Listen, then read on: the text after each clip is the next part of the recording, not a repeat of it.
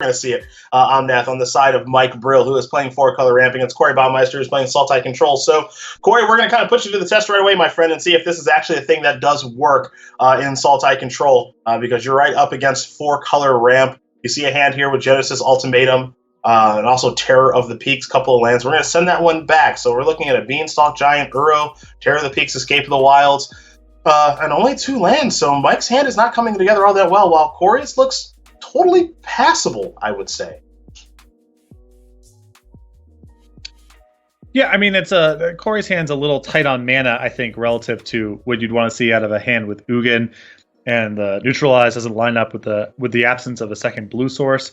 But he does have a Shark Typhoon to cycle. He has a Negate and a Heartless Act to defend himself early with, and this seems like a totally functional hand. Yeah, and this hand, I would say, on Corey's side, it's the kind of hand I think you can keep in this format because there aren't really any aggressive strategies to, at least not yet, to punish you for keeping a hand like this. There isn't a mono red deck that's playing, a 2-1 on turn 1 and stuff like that, so you can kind of keep this one, I think, as it looks like Mike Brill's going to keep his hand. Starting with the Fabled Passage, going to keep this 6-carder, looking for land number 3, of course, for Uro number 1, as there is a pathway, but more importantly, here is a Temple of Malady, revealing a Fabled Passage. We'll see if Corey wants to keep this on top as round number 1 of our championship qualifier here this morning is underway. Brill is able to draw an island, which is timely. That's land number 3 for also Followed Footsteps from the Beanstalk Giant, so that's very, very nice. So he's doing okay here to kick things off. Timely lands for both players, so hopefully we have ourselves a pretty good first game to our tournament. Yeah, I think the Fabled Passage there on top for Baumeister is a little mopey. You'd rather have a land that enters the battlefield on tap, but beggars can't be choosers in this spot. Corey's hand needs so much mana. And pardon me, that was Fertile Footsteps, not Followed Footsteps. Either way, that's the adventure that the Beanstalk Giant is about to go on. Corey's going to sacrifice a Fabled Passage in response. That is a basic island. And those footsteps appear to be rather fertile. So that'll be resolving here in just a moment. Remember that land does enter the battlefield untapped. And we'll see what Brill wants to get here momentarily. And it'll be a basic island as we head back Corey's way. Temple of Malady, the draw. Here is Clearwater Pathway. My pathway knowledge is, I will call it lacking at the moment, but this is nice to have another monitor and computer to make sure I get them right. Just say island. just say island. It's fine. No one's going to judge you. Here's an Uro, Titan of Nature's Wrath, our first of many today, picking up another copy of Escape of the Wilds. Check out that alternate island. Yes, of course. Unfortunately here for Brill, no land to put on the battlefield. Corey's going to cycle a Shark Typhoon, make a 1-1, looking for maybe a couple of lands, was able to find a Temple of Malady, so Fabled Passage is going to go to the bottom here for Baumeister. And Shark's going to chomp on in for 1, going to bring Brill down to 22. We're heading back over to Mike, who has drawn a land, but it's a Triome that enters the battlefield tapped, so no Escape to the Wilds or anything really going on here for our 4-color ramp player just yet, Patrick. No, not a whole lot to do, and Baumeister's got a good setup here. Not locked up by any means, but applying a little bit of pressure, some removal and counter spells in hand, another land drop to make. So a good start here for Baumeister. Opening hand was a little choppy on mana, but it's been largely smoothed out, and now he's kind of leveraging a little bit of his additional resources. Corey's going to play an Uro. Looks like he found a Temple of Mystery. So Trigger, Heartless Act is what we're going to see here on the scry. We'll see if this card's going to go to the top or bottom. Bottom it is on the scry. Uro's headed to the graveyard. A little life gain, of course, from the incredibly powerful Elder Giant. And now there is a crag crown pathway, or as Patrick would call it, yeah, it's a mountain. It's a mountain unless he plays the other side, and then it's whatever the other side is. Ah, yes, got you. Thank you. The other side of Crag Crown Pathway is, of course, Timber Crown Pathway, which is a forest. So, yeah, that's a forest. Well, our old colleague at the booth, Matthias Hunt, he was, when we had week 1s of covering new standard formats, he just had the sheet of every single card. He was ready to go. We don't have that. We don't have that now, so we got to round down our own opportunities to make error a little bit. And one of those is calling the pathways, the basics, while they're on the battlefield. No one's confused by that. It's not like it matters. And it saves Cedric so much effort and stress. So I'm going to go ahead with that. It's really, really true. Escape to the Wilds gets countered by negate, so can't let that powerful spell resolve. Again, the thing about this ramp deck that's so powerful is that a lot of the cards do cantrips. So traditional ramp decks in Magic's history, you ramp, you cast your payoff, you hope it resolves, and if it does, you probably win the game. Primeval Titan, I'm looking at you. And other times you don't. And then you're hoping that you top deck again. But these ramp decks that are seeing play right now, Uro, that cantrips, Omnath, that cantrips. You've got these awesome cards to ramp to in Genesis Ultimatum, which is a payoff card, and Escape to the Wilds can be the exact same thing. So that's what makes this 4-color strategy so powerful. But for now, it's falling down to 20. Shark Typhoon coming across here. And as you mentioned, this one's far from over because Corey's deck does not have a stranglehold on this game, and it does make you wonder if a pure control strategy like this can actually work in this format. Well, Corey's deck looks like it's playing so mumuch removal, and that comes at the expense of card advantage. Now, some of it's contextual. If you resolve Ugin, it doesn't matter. And Uro can do a lot of heavy lifting, as we know. It's just sort of accruing more stuff to do. But there isn't like the sort of Jace's Ingenuity style card to pull you ahead on cards. That Sphinx's Revelation slot that's been there in the past to pull you ahead on cards once you stabilize the game. Baumeister's hand is just a lot of removal and a few counter spells. So even though he's pulled ahead here, as you said, by no means locked up in this game. He will escape an Uro right now, though, and put that onto the battlefield. A can of 2 Heartless Act, another copy of Uro, an Extinction Event. In Ugin, the Spirit Dragon, of course, to play towards. We all know how incredibly powerful that card is. So that's in Corey's kind of back pocket at this moment. And again, that new removal spell here, that Bloodchief's Thirst. So here's another copy of Escape to the Wilds. That one's going to resolve. So a bunch of cards are headed to Mike Brill's, I'm going to say hand in quotes. He's got a lot of options here now, though. But try them among them. And you can kind of see, though, that when this deck doesn't have Lotus Cobra or 2-mana Accelerate, it is a little bit slow in plotting, I think I would say. Yeah, I mean, that's, you made the point about the card advantage in this ramp deck being so different than what we've seen in Magic's history with so much cantripping as part of the equation. The other side of it, though, it is a little bit slower off the ground.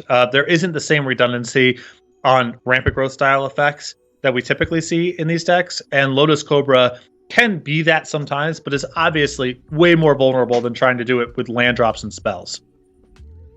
A couple of lands are placed onto the battlefield there. Try them on a basic plains, and looks like negate the draw there for Baumeister. 7 lands on the battlefield. Here comes an attack with Uro and that Shark token. So Brill's going to fall down to 12. Looks like Corey's he's at least thinking about escaping in a row here. So he'll auto tap for his black mana. And looks like he's just going to do this himself. Says, Magic Arena, I got this. Thank you very much. I don't need your assistance, auto tapper. Here's an escaped Uro. There will be a couple of triggers on the stack. Goodbye, escaped Uro. Stay on the battlefield, real Uro. Looks like neutralize the draw there, which is actually pretty timely because Baumeister could certainly use a counter spell for a big spell like Genesis Ultimatum. Oddly enough, even though Brill has quite a few lands on the battlefield, I don't know if he's in double spell territory just yet, though that Lotus Cobra may change some things. Well, it's not just double spell, it's double impactful spell, right? We're at the point here where Baumeister can kind of release anything that is about generating more mana and focus just on the payoffs.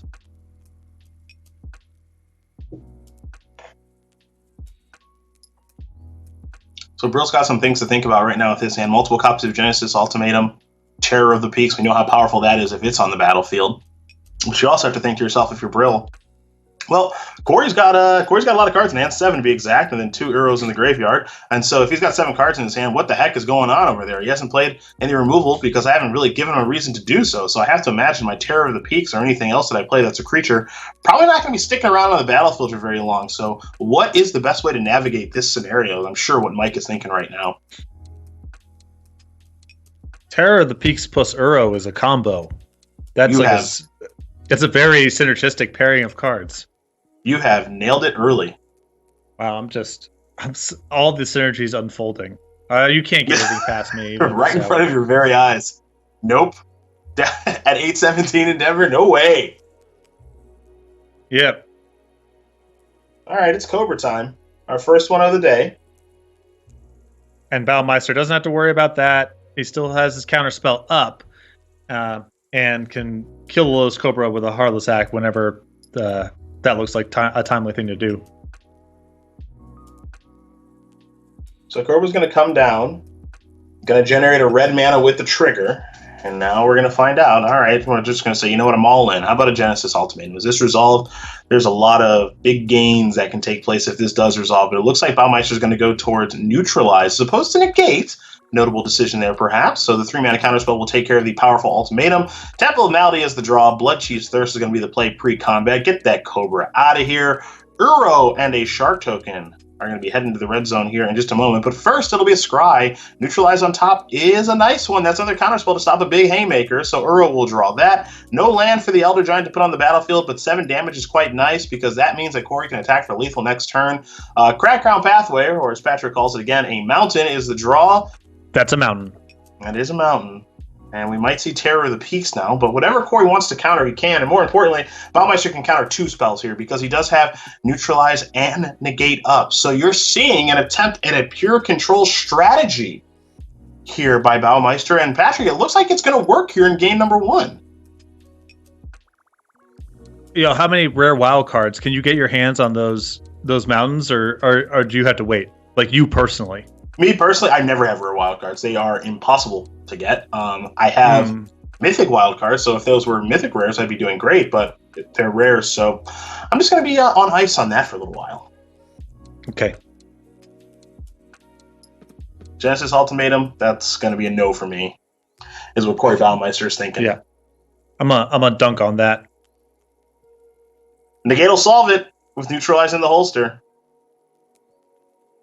And I'll tell you what, in this particular game, as Neutralized, I think number 4 was drawn there. Brill's going to concede before Corey even gets to make the attack. What we saw there was nothing too impressive from the ramp deck. Now, naturally, that can change, and it will change as Brill's already going to the sideboarding. But Baumeister did a very nice job of controlling the ramp deck, and we didn't see any explosive Lotus Cobra-esque start. So Corey Baumeister up a game here as we are going to turn our attention and focus to Commander Legends, a new product that's coming out in the early stages in November. We're already accepting pre-orders for that stuff now. So, of course, this set will be going through a preview season just like we saw for Zendikar Rising, of course, that 2021 and everything else. But if you want to get those pre-orders in early, you can do that. StarCityGames.com/CMR. Pre-order your Commander Legends booster boxes and everything else today. Patrick, and you mentioned at the top, there are ways to fight ramp decks, and I've been covering Magic tournaments for a very long time. Ramp can be one of the best strategies in a format, arguably the best strategy in a format, certainly at times, but in that particular game, didn't look all that great. No, I think that the issue there is if you don't get off the ground with any acceleration, and we play a land drop to land drop, one, Corey has ways to fend off your big plays, and 2, between Uro and Shark Typhoon, he has very low opportunity cost ways of putting a threat onto the battlefield that can kill you. So there is a burden on the ramp deck to just come out of the gates a little bit faster than what we saw there.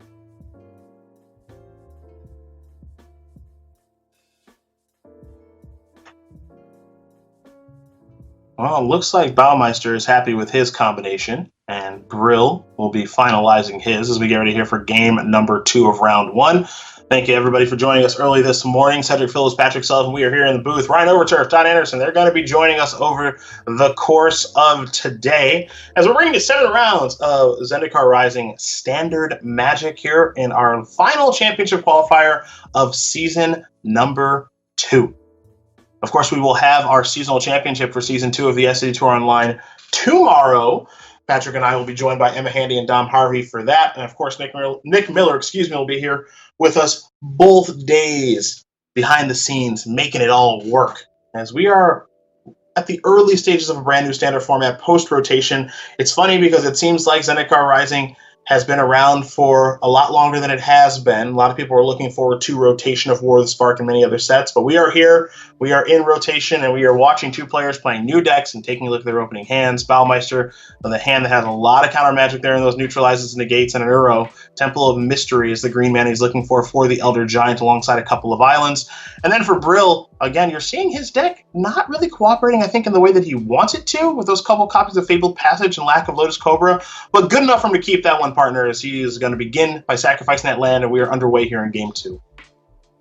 Yeah, you can't dig for the perfect 7, but yeah, it's as you kind of highlighted in the previous game, that hand with no ramp to it, no explosion, is really playing into Baumeister's negates and neutralizes, giving him the breathing space to get that mana up, get some presence on the battlefield, and then swat away any big play like we saw in game number 1. An island there from Brill. It'll be an island here for Baumeister as well. Corey did find a copy of Fabled Passage, so if he's in search of black mana, he does have it. There's a Triumph there for Brill. But again, it's a slow start here for him. Nothing really going on. Does have access to a Mystical Dispute now, so we'll see if Corey does actually want to go towards Uro or not this turn, and it looks like the answer is no. He'll be patient. Speaking of Uro, that's what Brill just drew. So we'll see if he wants to go down that route or not. You saw Baumeister there play an untapped land on turn number 3 rather than get the temple out of the way. Wants to have neutralize available in case Omnath or some other creature is the play. Fabled Passage is going to search up a basic mountain. Here is Uro with the Triumph available, so we'll see if the Elder Giant does resolve, and Corey says that's totally fine. So triggers are plenty. Of course, there's that escape trigger. Beanstalk Giant is the draw. No land to put on the battlefield. 3 life gains. So not the most impressive Uro we've ever seen. Bredenbeck Baumeister's way. He's drawn a copy of Extinction Event. Temple of Malady will be the play. Shark Typhoon is what we're looking at. Looks like that powerful enchantment's going to stay on top. So we're heading back over Brill's way. He's found another copy of Beanstalk Giant. The footsteps will be rather fertile, and so we're going to see him start there. And we'll see if it does resolve here in just a moment. Mike here trying to engage with some low opportunity cost ways to induce these counter spells. If he pulls ahead with his ramping, that's successful, and if he's able to trade these counter spells, these ramp spells with counter spells, given how land heavy his hand is and how important it is for him to slog through those counter spells, that's a win too. Well, here is a neutralize. Looks like we're going to be fighting back. Mystical Dispute will counter that neutralize, which means Fertile Footsteps is going to resolve, which is something that Brill needs, because he needs land number 5 for some of these incredibly powerful spells in hand that Corey, of course, does plan on countering. So that is a Fabled Passage for Baumeister. He'll simply pass the turn back. Crag Crown Pathway Mountain has been drawn here from Brill, so we'll see if he wants to play that to kick things off this turn.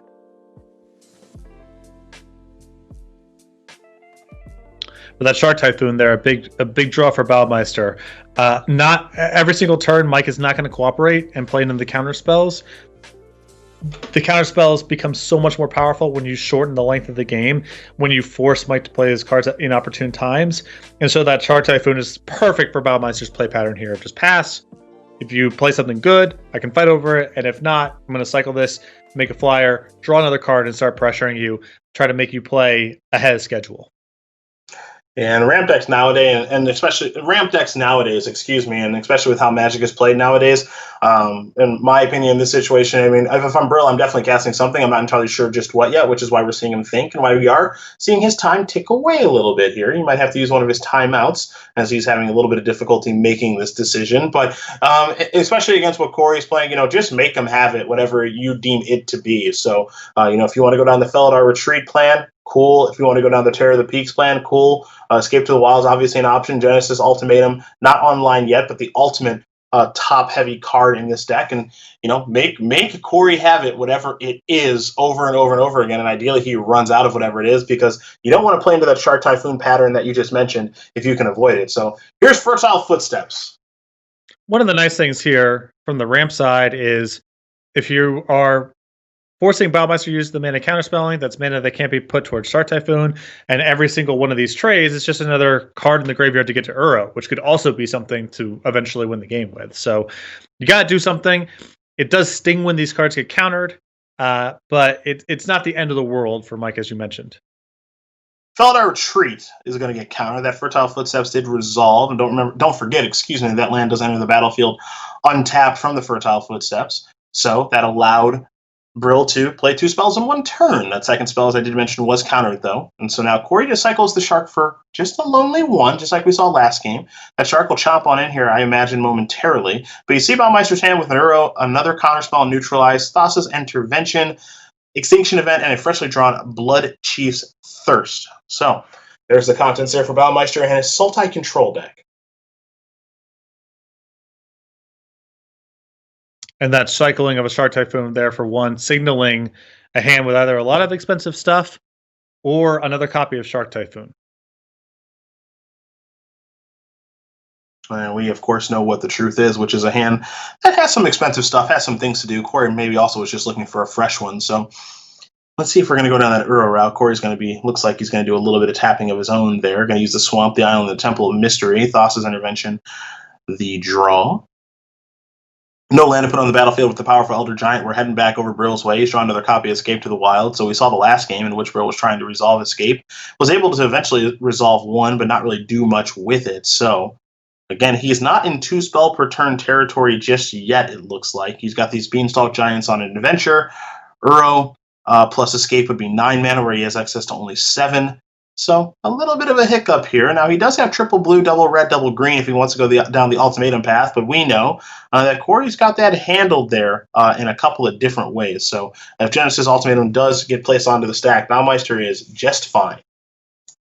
I think there's an incentive to go for it here. It would be one thing if you had Mystical Dispute in hand, and you could imagine setting up, here's mana number 8, and then be able to do everything without any sort of counterspell. The hand is just some big chunky stuff. So, obviously the decision of what you cast is complicated, but you can't just sit on your hands.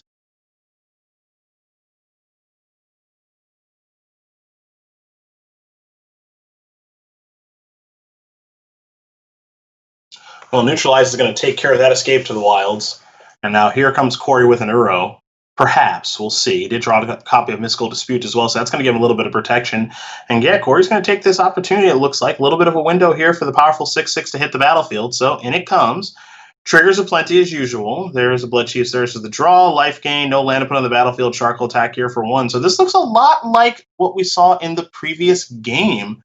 Very reminiscent of just a little baby shark getting around the battlefield. Hope it doesn't get too bad in the turn where you are tapped pretty low like Corey is this turn. And then ideally, you're able to untap. You got all your mana up. You got plenty of counter spells, and you just cross the finish line that way. Yeah, Mystical Dispute was a big pickup there because it does swat away a lot of spells that are dangerous in this spot. And Baumeister's hand is so loaded with removal that even if a cheaper creature resolves, that's not that big of a deal. Baumeister can untap and handle it that way. With Uro active, you're not going to really fall behind on any sort of race.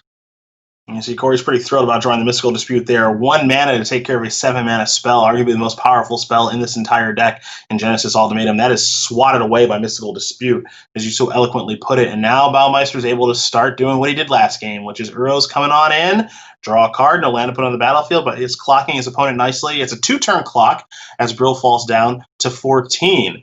Terror of the Peaks, the draw, not the best one. And of course, if you are going to try to resolve an Escape to the Wilds, which it's likely to be a no-go. At least I will say Corey has the option. The Escape to the Wilds has to actually find the right cards for the situation. So even if this does resolve, it doesn't mean that it's going to grant anything useful. Though it looks like Corey is going to say, I don't think so, with Thassa's intervention.